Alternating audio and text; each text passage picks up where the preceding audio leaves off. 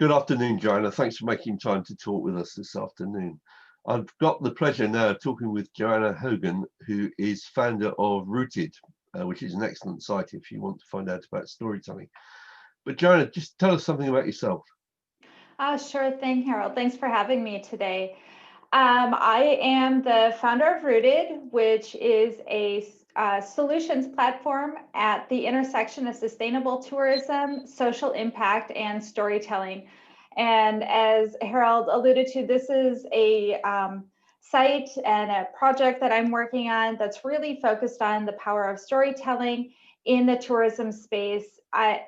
As a person who's worked in the communication space in tourism on both the consumer facing and business side, I've seen a lot of opportunity here, and I'm very excited to be speaking with you today about this topic.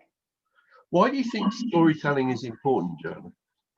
Well, I think one of the problems that we see today is there's so much data, there are so many facts, but we as human beings, we are not fact people, we are not data people, we are storytelling animals. And really, storytelling is a powerful way to connect with somebody else.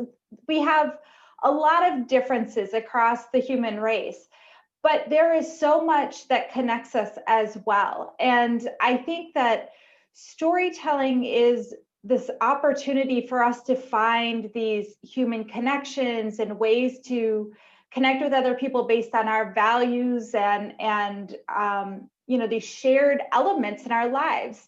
I mean, we all go through challenges, we have families, we have belief systems, and these kinds of elements allow us to tell stories and connect with each other. And so, storytelling is really this very powerful and, quite frankly, underutilized opportunity, especially in tourism, for people to connect with one another. And beyond tourism, we as a human race really could use stories to connect more with each other, beyond the data and facts and all these things that just don't feel tangible. But so there's something about a story that really is a heart-centered and human element. It's a human connection, isn't it, between the Absolutely. storyteller and whoever's being told. I mean, I often think of the fairy tales we used to teach children or read to children. Often they contain a moral element about behavior, didn't they? About what was dangerous, about what was good behavior and what was bad behavior. Do you Mm-hmm. think we can transfer that into the way in which we talk about tourism and the future of tourism? Well, yeah, I think, we have some core beliefs in the tourism industry. We keep talking about creating a more sustainable model for tourism. We talk about developing tourism away so that it's, travel as a force for good. We want to do right by the environment. We want to do the right thing in order to support local communities. So we do have these shared values and beliefs in tourism that we want to achieve together. And we can use story to connect people to those kinds of value systems. Um, you have travelers who are coming in from all over the world to different destinations, and they have similar thoughts and beliefs. We want to leave the world a better place for our children, and we want the world to be a safe place. And these are the same things that people in destinations are thinking as well. So, there's this opportunity to talk about a destination, to talk about something in a tourism context that allows for this shared connection. And so it is the idea of this fairy tale that has this moral that maybe, it doesn't matter where you are in the world, it's this moral system or this value system that is shared.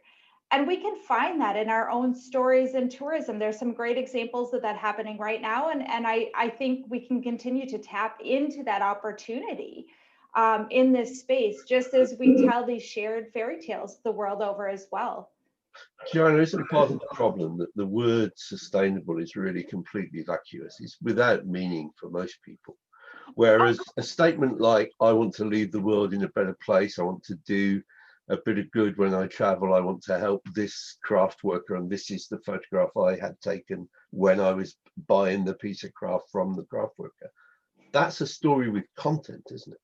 Oh, absolutely. Yes. And I have to say that people who work in the tourism industry are so bogged down with the jargon and the buzzwords, and we need to set all of that aside. It's not about, the terminology sustainable tourism or ecotourism or any of these things. It really is the content that makes something sustainable, right? And I love your example, Harold, of the photograph of this is the piece of pottery I bought or whatever. One of my favorite stories is from a tour guide in Iceland who shared with me that when he takes travelers out to go hiking in the beautiful Irish countryside, he shares a photo actually that his father took of a glacier many, many years ago.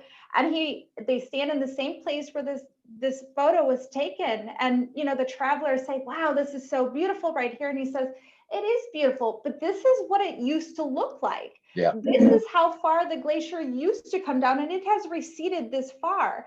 And he tells this story about when he was a child, where the glacier was at. And I mean, we don't even need to talk about the climate emergency and sustainability, but that is a shared story right there.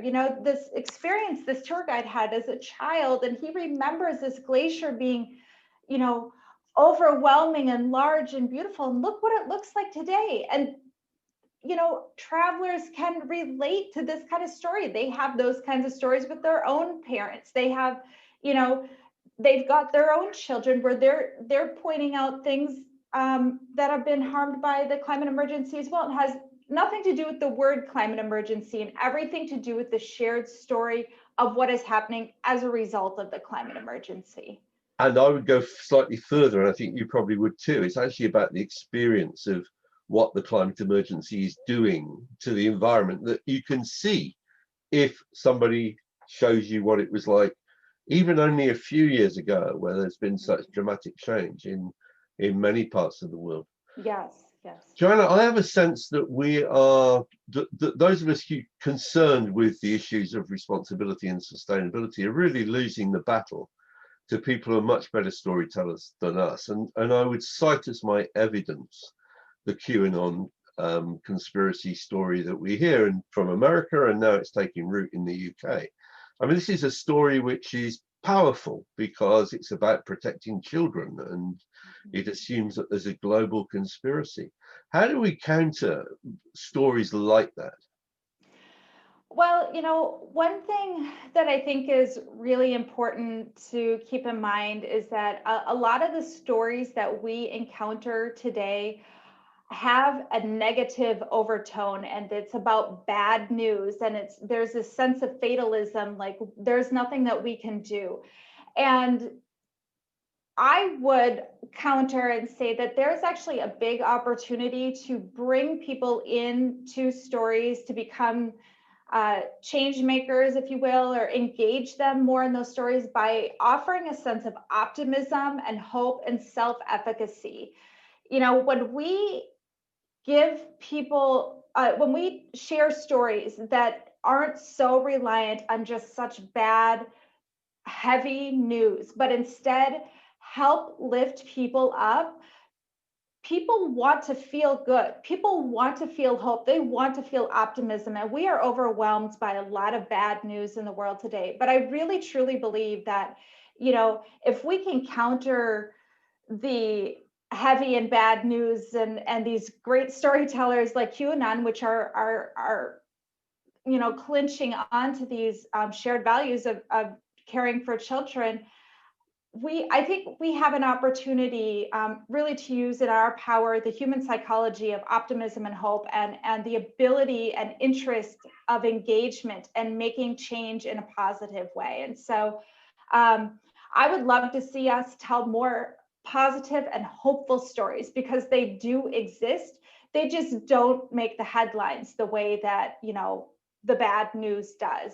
But if we can all get on board with telling these stories of a more optimistic outlook, I think we have a really powerful opportunity to turn the whole tide towards something that is far more meaningful than the way that we're headed right now in the world. John, I think that's right. In a way, the piece of film we've just seen celebrating this year's Responsible Tourism winners, the highly commended that we've showcased, and there were many more that we were not able to include in the film. You know, there are lots of good people out there doing really good things and making a significant difference. One of the things that worries me is, as you've just mentioned, the level of fatalism which is around at the moment, the assumption that the problems are just so large, there's really nothing we can do about it. And I'm reminded, listening to you talking, of the story which you see crop up time and time again, although it doesn't really get enough prominence, which is of the old man. Sometimes it's an old lady. Generally, it's a cynical old man, I guess, like me, wandering along the beach, sees a young boy or a young girl picking up starfish which have been washed up by the tide and throwing them back in one at a time. And the old man or the old lady says, well, he won't save that lot, and the young person comes back and says, no, but I saved that one, throws another one in. And in a way, it's those kinds of stories, isn't it, about the persistence of the engagement to try and do something to make it better. We need more of those kinds of stories, it seems to me. Yeah, yes. I often say that we need to embrace a yes and mindset. Yes, the big corporations need to do things. We need government policies. We need sweeping change in order to help turn the tide on some of these really big issues that we're facing. And it matters when we say no to the plastic straw. And it's important to pick up that piece of garbage and throw that starfish back in the water. It's the single straw and the single starfish maybe doesn't make the difference, but if we all believe that our single actions can activate change, then they absolutely will. And again, it's that sense of belief and hope and self-efficacy that what we do matters. And I really truly believe that that's true. Mindset matters. Yeah, I think one of the other things which is happening at the moment, there's been a number of books about this, is the way in which we're taught, we're encouraged to doubt what are self-evidently major trends around the role of oil in our societies, the problems about climate change and biodiversity loss, the kind of sowing of doubt in people's mind about whether it is really happening. And unfortunately, our opposition is very good at that kind of storytelling, and we need to get better at it, don't we? Mm-hmm. Yeah, absolutely. And I mean, again, we lean into the bad news, and especially when it comes to something like the climate emergency, so much of what we're hearing about that, again, it's data, it's facts. And yes, the data and facts matter, but the people who are sharing those need to be better at telling the story of what that means. To going back to the glacier story we were talking about earlier, there are urgent problems, but the story is not being told in a way that is relatable to people. And again, storytelling can be used to help people connect to the dire situation that we're facing and give them, a sense of hope and power over the problem. So we're facing a many faceted issue here. The way that the stories are being told to us, and then on top of that, being told that there's nothing that we can do about it as individuals. We have a huge opportunity to change the way we're telling our stories, especially in the tourism industry, so that we can help travelers become part of the solution rather than part of the problem, so that the industry truly can turn the tide in a more powerful way. John, I think that's absolutely right. And one of the things that Krippendorf, the father of responsible tourism, put his finger on was that it is not being told you can't do things that will make the difference. It's the feeling of responsibility, that sense we have that we are doing something good and it will make a difference. Mm-hmm. Joanna, thank you very much indeed. And everyone who's watched these videos this morning, thank you. Please look out for the program which is coming up next week on the 10th and 11th. Thank you for listening.